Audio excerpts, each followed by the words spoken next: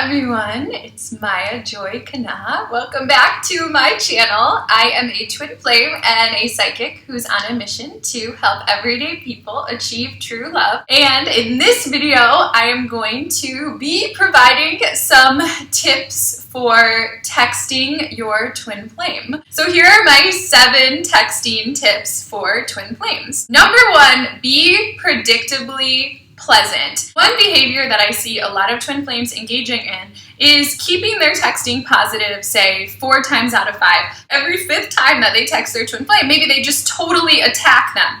Do not attack your twin flame via text message. If you have an issue with them, ask them to talk in person or work it out some other way. If you expect your twin flame to reply to your text messages, they need to be certain that you're not going to be saying anything unkind to them, that you're not going to be criticizing them. You want to develop a reputation with your twin flame of being predictably pleasant in all of your text messages. Tip number 2 is to use emojis. You might think that I'm joking on this one. Emojis are really helpful because even with twin flames where telepathy is really high, there's still a lot of ambiguity in text messages. So include emojis so that they know what you're actually feeling, or at least what your intention was. Your twin flame is going to be really sensitive to the energy of your text message. So say you're trying to be really uplifting and you're sending an uplifting message, but you're actually really insecure behind that message. If you don't include the happy face emoji, they're just going to feel the insecurity. Use emojis to your favor. They really help to add positive energy to your text messages. I always think it's best for us to minimize the amount of words that we're using and to let our emojis do some of the talking. My 3rd tip is to ask before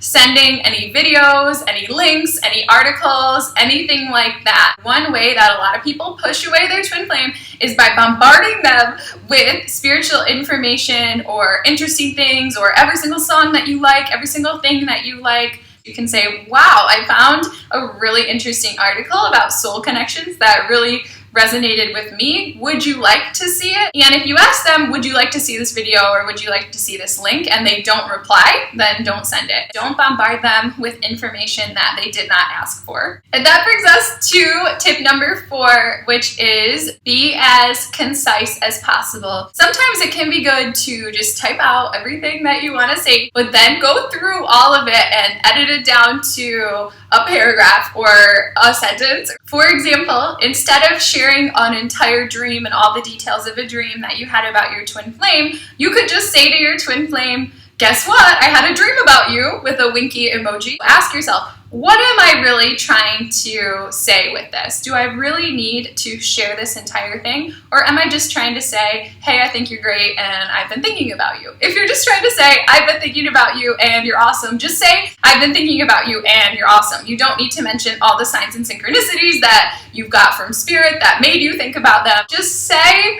what you really mean. I recommend looking at the length of text messages that your twin flame sends you and keeping yours about the same length. My 5th tip is to ground yourself and connect with your heart center before you send any form of message or email whatsoever. You should not be sending a message when you're feeling like you're not centered. You should not be sending a message when you're feeling overwhelmed by your emotions. You should not be sending a message when you are confused. You should not be sending a message when you are angry. You should only be sending a message when you are grounded and centered and feeling connected, because the response that you get to your message is going to depend on the energy that you put into it. If you are feeling crazy, if you're feeling a little crazy or emotionally unstable, I recommend just turning off your phone or turning off your computer altogether so you know that you don't send anything from that space.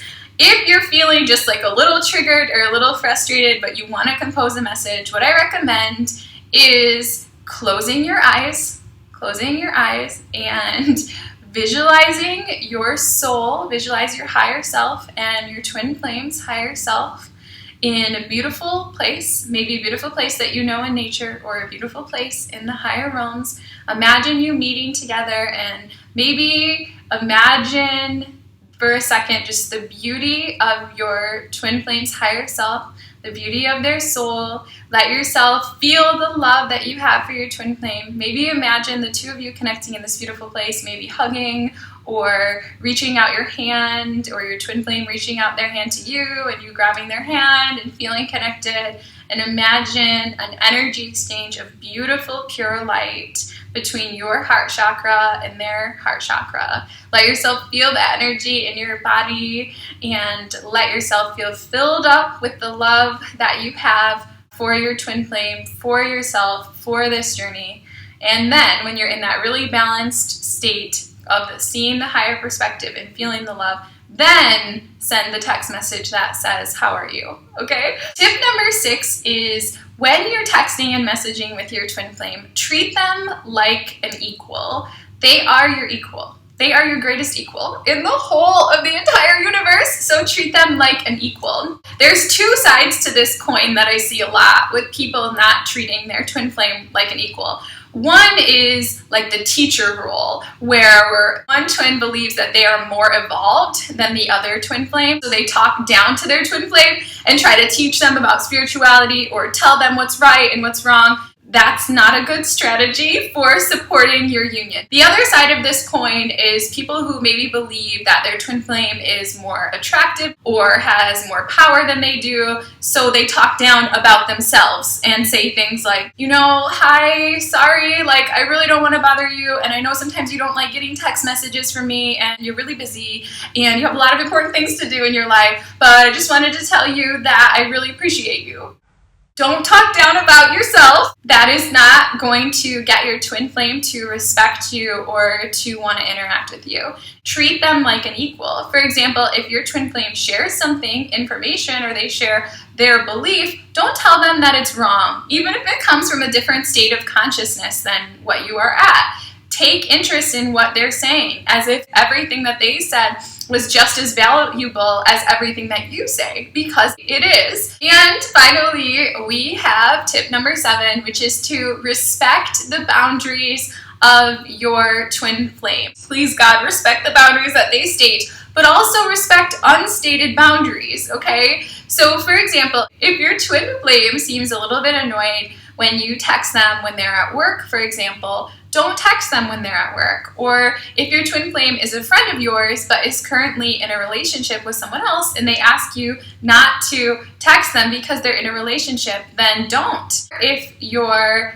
twin flame repeatedly seems aggravated by something that you're saying or texting, then stop saying that thing. Just use common sense. If they say that they're feeling overwhelmed or they can't reply for a while, give them space. Texting and messaging should be a really enjoyable way for twin flames to interact. So make the adjustments that you need to create a positive association with texting and messaging with your twin flame. I hope that you have enjoyed this video. Thank you so much for watching, and happy twin flame texting. Bye!